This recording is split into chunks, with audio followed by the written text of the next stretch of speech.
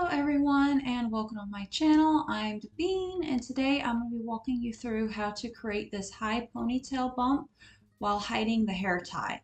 And it's important you use a coil hair tie on the top, otherwise your hair is going to kind of fall to the side and look like this. So to get started, we are going to section off the top part of the hair and make sure you go a little bit above the ears and the back.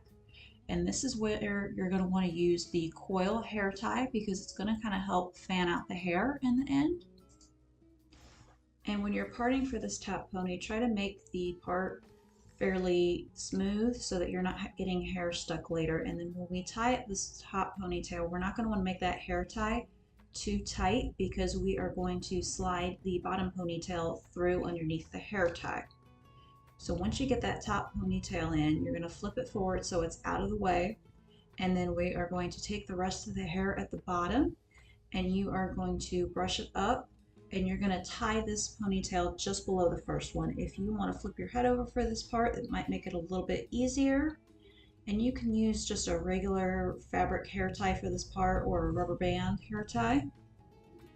And once you get that bottom ponytail in, we are going to take the top one and we are going to just split a small section below the hair tie, just enough so we can fit that bottom ponytail through. And we're just going to slide that bottom ponytail through that little slit in the top ponytail. As you see here, it can be a little bit tricky. Just try not to get any extra hair caught. And then this is where we are going to tighten the ponytail with the coil hair tie on it. Flip the other ponytail over and we're just going to spread it out a little bit. This is why a coil hair tie is important because it gets that hair to spread out and stay in place. And there you have it.